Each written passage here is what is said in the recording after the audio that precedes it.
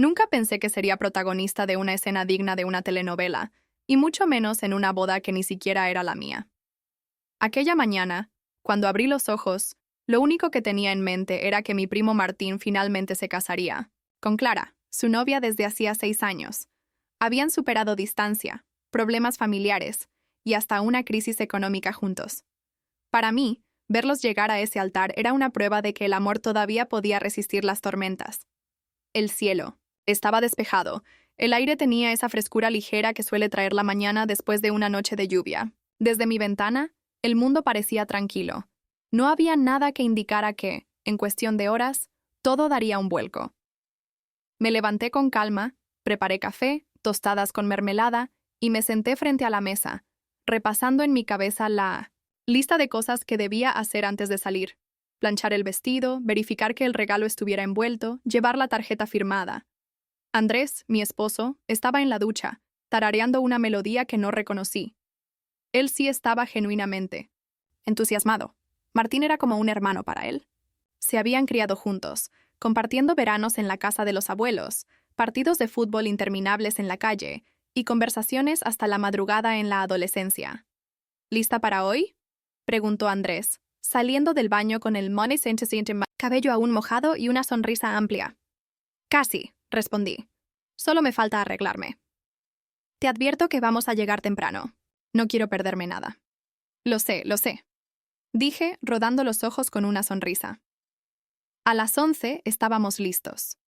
Yo llevaba un vestido azul oscuro, de tela suave y caída elegante, que apenas rozaba mis tobillos. No era ostentoso, pero tenía el suficiente encanto para una ocasión especial. Llevaba el cabello suelto, con ondas ligeras y unos pendientes discretos. Andrés vestía un traje gris claro con corbata azul, combinando sin que lo hubiéramos planeado. Metí el regalo en una bolsa decorativa y nos dirigimos al auto. Durante el trayecto, Andrés hablaba sin parar sobre cómo se imaginaba la fiesta, los amigos que veríamos y lo mucho que admiraba la relación de Martín y Clara. Yo lo escuchaba, pero por momentos mi mente se iba hacia otro lugar. No podía evitar pensar en Marina, mi suegra. Desde el día que entré en la familia, ella había mantenido una especie de reserva hacia mí. No me insultaba, no me gritaba, pero sus comentarios estaban cargados de una ironía afilada. Frases como «¿Qué? Rápido te adaptaste a nuestra familia» o «Parece que siempre supiste moverte bien» podían sonar inocentes, pero yo sabía que escondían algo. No entendía de dónde venía ese recelo, pero lo sentía cada vez que estábamos en el mismo lugar. La iglesia estaba preciosa. Era antigua, con altos vitrales que filtraban la luz en tonos rojos, azules y dorados, pintando el piso de mosaicos con un caleidoscopio de colores. El olor a incienso llenaba el aire, mezclándose con el perfume floral de los arreglos que decoraban el altar. Saludamos a varios familiares y amigos. Las conversaciones eran animadas, llenas de expectativa. Una prima lejana comentaba el vestido. De Clara, alguien preguntaba si el padrino llegaría a tiempo, y un grupo de niños corría de un lado a otro, ignorando las advertencias de sus madres. Fue entonces cuando la vi. Marina, de pie junto a uno de los bancos laterales, con un vestido beige perfectamente planchado y un collar de perlas que seguramente era de familia. Me saludó con un beso rápido y seco, y con esa mirada suya que parecía evaluar hasta el último detalle de mi apariencia. «Llegaron temprano», comentó, con un tono que no supe si era un cumplido o una observación con filo. «Queríamos asegurarnos de tener buen sitio», respondí, intentando sonar cordial. Se limitó a sonreír, pero sus ojos se desviaron hacia Andrés con una calidez que no me dirigió a mí. La ceremonia comenzó puntual. El sacerdote dio la bienvenida. Los músicos comenzaron a tocar un suave preludio y, al poco, la puerta principal se abrió para dejar entrar a Clara. Vestía un vestido blanco de encaje, con una cola larga que se deslizaba como agua sobre el suelo. Martín la miraba como si fuera la única persona en la iglesia. Los votos comenzaron. Había un silencio reverente mientras los novios se prometían amor eterno. Yo me sentía emocionada, recordando el día de mi propia boda, cuando todo parecía simple y perfecto. Y entonces, justo cuando el sacerdote se preparaba para pronunciar las palabras finales, la voz de Marina rompió el aire. «¡Un momento!», dijo con una fuerza que hizo eco en las paredes de piedra. Todos los rostros se giraron hacia ella, como si alguien hubiera dejado caer un vaso en medio del silencio. No puedo quedarme callada más tiempo, continuó, dando un paso hacia el pasillo central. Esta mujer, me señaló con el dedo. No es quien dice ser. Sentí que la sangre me abandonaba el rostro. ¿Qué? Pregunté apenas encontrando mi voz. Eres una impostora, dijo con una seguridad que helaba. Te casaste con mi hijo ocultándole tu verdadero pasado. Las miradas comenzaron a moverse entre ella y yo, como si todos buscaran en mi rostro alguna señal de culpa. Andrés se levantó de inmediato. «Mamá, ¿qué estás haciendo?», preguntó, incrédulo. «Lo que debería haber hecho hace tiempo», respondió ella, sin apartar los ojos de mí. «Andrés, tú crees que sabes quién es esta mujer, pero no tienes idea». Mi corazón golpeaba contra mi pecho. «No entiendo de qué hablas», dije tratando de mantener la calma. «Claro que entiendes», replicó ella. «Y todos aquí merecen saberlo». El sacerdote intentó intervenir. «Por favor, señora, este no es el momento». «Es exactamente el momento», lo interrumpió. «Antes de que esta ceremonia continúe, deben saber con quién están tratando. Yo». Estaba paralizada. Las voces de la gente eran un murmullo confuso, como si me llegaran desde lejos. Fue entonces cuando el sacerdote, que hasta ese momento había permanecido de pie junto al altar, avanzó con paso firme. Llevaba en sus manos una carpeta gruesa. «Marina», dijo con voz grave, «siéntese». «No hasta que...». «Siéntese», repitió, esta vez con una autoridad que hizo callar a todos. Marina lo miró sorprendida, pero él continuó. «Hace 2 semanas recibí un sobre sellado con la instrucción de abrirlo solo si surgía alguna objeción importante durante esta ceremonia. Ese momento parece haber llegado. Un silencio absoluto llenó la iglesia. El sacerdote abrió la carpeta, sacó el sobre y rompió el sello con cuidado. Dentro había varias hojas. «Aquí», dijo levantando los documentos, «está la certificación oficial del nombre y la identidad de la señora». Me miró con respeto. Así como un testimonio escrito por su padre biológico explicando circunstancias personales que, aunque privadas, no son motivo de vergüenza ni delito. Y comenzó a leer. El sacerdote acomodó los lentes sobre el puente de la nariz y pasó la vista por las primeras líneas del documento. La tensión en la iglesia era tan espesa que casi podía tocarse. Nadie se movía, nadie respiraba fuerte. Solo se escuchaba el crujir suave del papel al ser desplegado. Documento número 1. Anunció con voz clara. Certificado oficial de identidad emitido por el Registro Nacional de Ciudadanos. Sus palabras retumbaron en el silencio. Pude sentir la mirada de Marina clavada en mí como agujas, aunque ya no estaba de pie en medio del pasillo. Seguía erguida, con los labios apretados, como si se negara a retroceder. Nombre. El sacerdote pronunció mi nombre completo, despacio, con una entonación solemne. Fecha de nacimiento, lugar de nacimiento, número de identificación. Varias personas asentían levemente, como si confirmaran que todo coincidía con lo que sabían.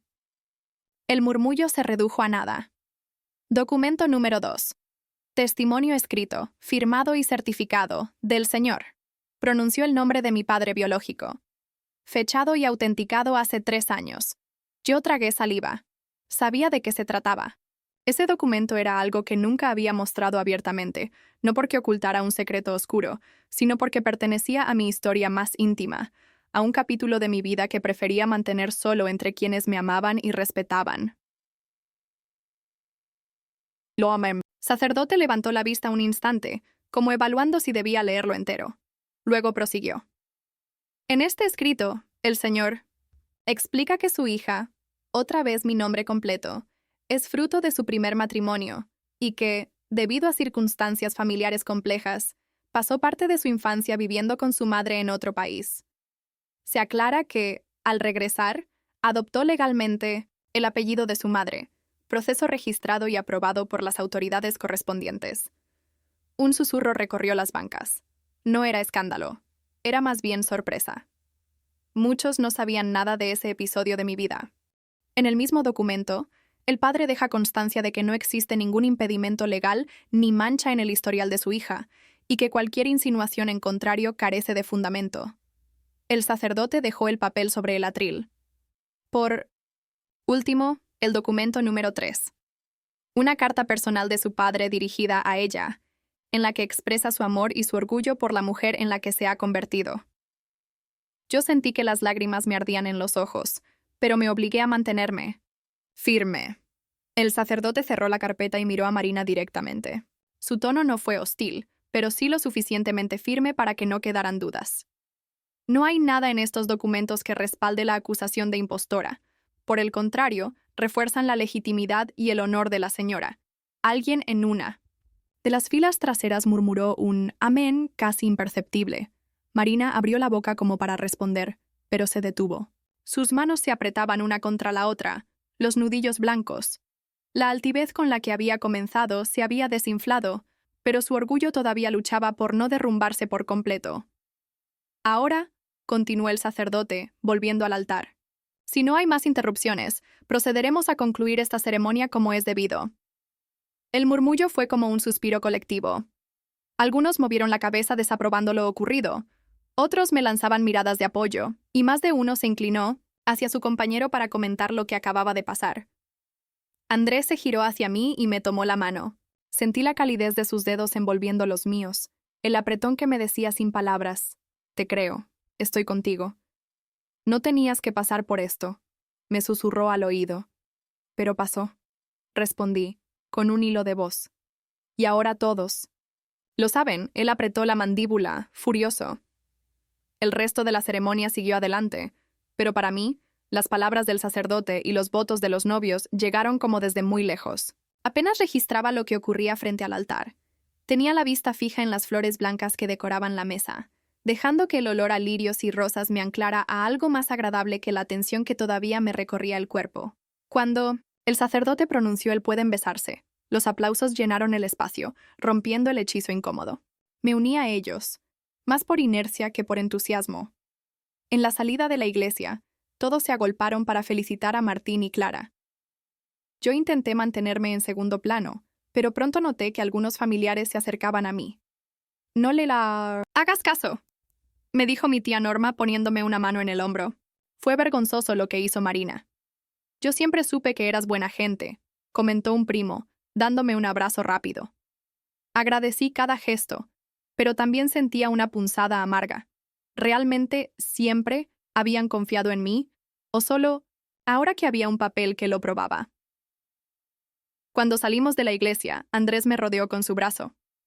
Marina estaba cerca, hablando con dos de sus amigas, y aunque nuestras miradas se cruzaron por un segundo, ella giró el rostro hacia otro lado. No dijo nada, ni una disculpa, ni una explicación. «No la busques ahora», me dijo Andrés en voz baja. «No vale la pena». Asentí, aunque por dentro me ardía la necesidad de pedirle cuentas. La recepción se llevó a cabo en un salón amplio, decorado con luces cálidas y centros de mesa con velas flotantes. Todos parecían decididos a ignorar lo ocurrido en la iglesia, como si tapar la herida fuera mejor que curarla. Las risas, la música y el tintinear de las copas se mezclaban, pero para mí, el eco de la acusación seguía resonando. En mi mesa, varios intentaron conversar de temas triviales: viajes, trabajo, recetas. Yo sonreía y respondía lo justo, pero estaba más atenta a la esquina donde Marina estaba sentada. Parecía animada, incluso reía, como si no hubiera lanzado una bomba. Horas antes. Andrés me miró, siguiendo mi línea de visión. «Déjala», repitió, con un tono que mezclaba cansancio y protección. «Si quiere seguir pretendiendo que no pasó nada, que lo haga». «No puedo fingir así», le respondí. «No después de lo que hizo». A mitad de la cena, me levanté para ir al baño y pasé cerca de su mesa. Marina me vio, y para mi sorpresa, se levantó también. «Necesitamos hablar», dijo, bloqueando mi paso. «¿Ahora?», pregunté, incrédula. «¿Después de humillarme delante de toda la familia?» «No era mi intención». Me reí, sin humor. «Claro que era tu intención. Querías exponerme. Lo único que no esperabas era que te callaran con un documento». Sus labios se apretaron. No dijo nada. Te guste o no, Marina, continué, bajando la voz pero sin suavizarla. Soy la esposa de tu hijo, y lo que hiciste hoy no solo me lastimó a mí, también lo lastimó a él. Ella me sostuvo la mirada unos segundos, y luego se apartó sin decir una palabra más. Volví a mi mesa con un peso menos en el pecho. No era una reconciliación, pero al menos había dicho lo que tenía que decir. Andrés me tomó la mano de nuevo, y en ese gesto silencioso encontré el único consuelo que necesitaba esa noche. La boda terminó tarde, entre bailes, brindis y abrazos. La música y el murmullo de las conversaciones fueron apagando lentamente el recuerdo incómodo de lo ocurrido en la iglesia, al menos para los demás. Yo no podía olvidarlo. El momento en que Marina se levantó y me señaló con el dedo se repetía en mi mente una y otra vez como una película maldita. En el auto, camino a casa, Andrés conducía en silencio. Las luces de la ciudad pasaban rápidas por la ventana, bañando el interior del vehículo en 1980 destellos amarillos y blancos. Yo miraba esas luces como si fueran un refugio, pero la presión en mi pecho no cedía. No entiendo, dije al fin, rompiendo el silencio. ¿Qué quería lograr? ¿Arruinar la boda de Martín? ¿O solo arruinarme a mí? No sé, respondió Andrés con el ceño fruncido. Pero te prometo que voy a hablar con ella. No quiero que hables con ella por mí. No es por ti. Me interrumpió. ¿Es por mí? Es mi madre, y lo que hizo hoy fue imperdonable. Me quedé callada. No sabía si imperdonable era la palabra, pero sí sabía que no podría mirarla igual. Los días siguientes fueron raros. El grupo familiar de 1900 mensajes estaba más activo que nunca. Fotos de la boda, comentarios sobre la comida, chistes sobre el baile de Martín, y un silencio absoluto sobre lo que todos habíamos presenciado. Era como si se hubiera pactado, tácitamente, no mencionarlo. Pero no todos podían quedarse callados. Una noche, mi prima Alejandra me llamó. Necesito decirte algo, empezó. Lo que pasó en la iglesia. No todos creen que fue un malentendido. ¿Cómo que no todos? Pregunté, sintiendo un nudo en la garganta. Ya sabes cómo es la gente. Hay quienes piensan que, si lo dijo Marina, algo de cierto habrá. Cerré los ojos con frustración. ¿Y tú qué crees? Pregunté. Yo creo en ti, respondió, firme. Y también creo que hay personas a las que les encanta alimentar. El drama. Suspiré. Gracias, Ale. De verdad. Andrés cumplió su palabra y fue a visitar a Marina. Me pidió que no fuera, y acepté. Cuando regresó, estaba serio.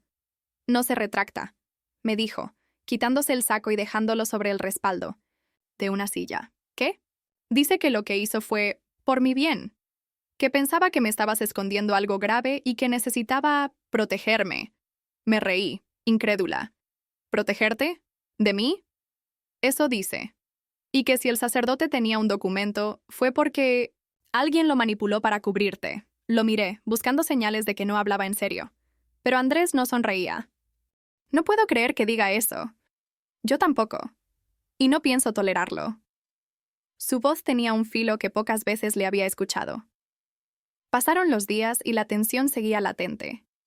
Yo intentaba ocupar mi mente con el trabajo y mis rutinas, pero cada vez que recibía un mensaje de la familia o veía a Marina en alguna reunión, la incomodidad volvía. Una tarde, recibí una llamada inesperada. Era el sacerdote. Sé que quizá no quiera hablar de esto, me dijo con un tono amable pero serio, pero creo que es importante que sepa por qué yo tenía ese documento preparado. Me quedé en silencio, intrigada. Hace unas semanas, su primo Martín vino a verme, continuó. Me contó que había escuchado rumores en la familia y que temía que pudieran estallar justo en la boda. Me pidió que por precaución guardara esa documentación. Me llevé la mano a la boca. ¿Martín? Sí, me dijo que no quería arruinar su boda con un escándalo, pero que si alguien intentaba algo, la verdad estuviera disponible de inmediato. No supe qué decir. Me emocionó saber que Martín había pensado en protegerme, pero también me dolió darme cuenta de que él sabía que algo así podía pasar. Gracias por decírmelo, respondí al fin. Esa noche le conté a Andrés lo que me había dicho el sacerdote. Eso solo confirma lo que ya pensaba, dijo él. Esto no fue un impulso de mi madre. Lo planeó. No lo planeo sola, añadí. Alguien más tuvo que alimentar esa idea. Andrés me miró en silencio. Yo sabía que él pensaba lo mismo que yo. En esa familia, las habladurías tenían raíces, profundas y ramas largas. Un par de semanas después llegó el cumpleaños de mi suegro, Ernesto.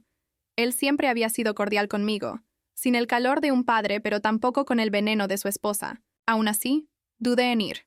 Andrés insistió. La reunión fue en el jardín de su casa.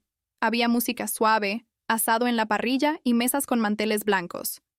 Yo estaba en la mesa de las primas cuando sentí una presencia a mis espaldas. ¿Podemos hablar? Era Marina. Depende, respondí, sin girarme del todo. ¿Vas a acusarme de algo más? No vine a eso. Suspiré y me levanté, siguiéndola hasta un rincón más apartado. Quería... Hizo una pausa como si las palabras le pesaran. Decir que quizá me equivoqué en cómo lo hice. ¿Quizá? Pregunté cruzándome de brazos. Bueno, está bien, me equivoqué. Pero todavía creo que hay cosas de tu pasado que no sé y que deberías contarme. Me quedé mirándola, incrédula. No te debo explicaciones, Marina. No a ti. Soy la madre de tu esposo. Eres la madre de mi esposo, sí. Y por eso mismo deberías preocuparte más por no lastimarlo con tus sospechas. Ella frunció el ceño, pero no respondió. Fue la primera vez que vi en sus ojos un destello de inseguridad. La tarde avanzó, pero yo ya sabía que esa conversación no cerraba nada. Tal vez nunca lo haría.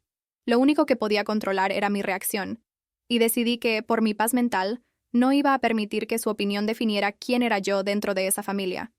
Sin embargo, había algo que seguía dando vueltas en mi cabeza.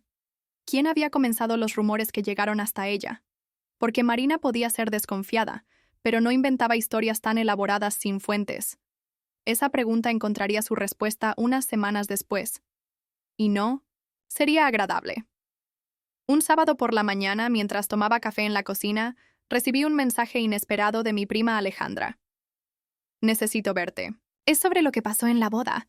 No por teléfono. Sentí un vuelco en el estómago. Le respondí que nos viéramos en una cafetería del centro. Cuando llegó, estaba nerviosa. Su mirada iba de un lado a otro, como si temiera que alguien la estuviera observando. No puedo guardármelo más, dijo, apenas nos sentamos. Sé quién le llenó la cabeza a Marina con esas cosas sobre ti. ¿Quién? Pregunté, inclinándome hacia ella. Fue Lucía. Lucía, mi cuñada, la esposa, del hermano menor de Andrés. Me quedé en silencio unos segundos, procesando la información. ¿Por qué haría algo así? Pregunté finalmente. Alejandra bajó la voz. Estaba molesta porque, según ella, tú siempre quedas bien con la familia y ella siente que la juzgan por todo. Dijo que era hora de que alguien te bajara del pedestal. No podía creerlo.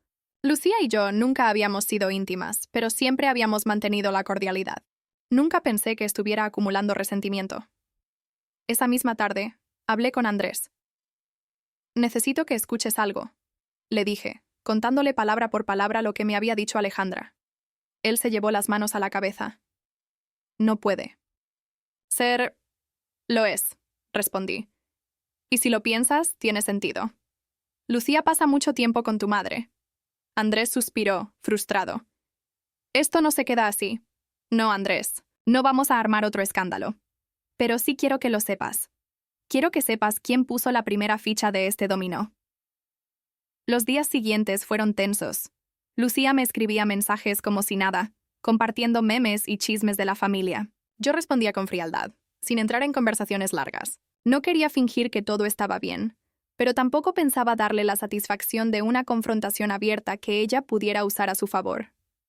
Andrés, en cambio, no pudo contenerse. Una noche, en una reunión pequeña en casa de sus padres, la encaró delante de su hermano. ¿Por qué lo hiciste?, le preguntó sin rodeos. Lucía lo miró con fingida sorpresa. ¿De qué hablas? Tú sabes muy bien de qué hablo. Le contaste cosas falsas a mi madre para que desconfiara de mi esposa. Ella negó con la cabeza, pero sus mejillas se enrojecieron. Yo solo repetí lo que escuché, dijo finalmente. ¿Escuchaste de quién?, preguntó Andrés. Lucía vaciló. No, importa. Claro que importa, insistió él. porque inventar y repetir no es tan distinto. La conversación terminó abruptamente cuando Ernesto intervino para calmar las aguas, pero el daño ya estaba hecho. Todos los presentes entendieron que Lucía había estado detrás de algo.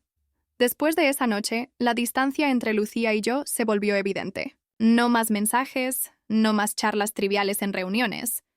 Marina, por su parte, evitaba sacar el tema, pero su actitud hacia mí cambió ligeramente. Seguía siendo fría, pero ya no había esa mirada acusadora constante.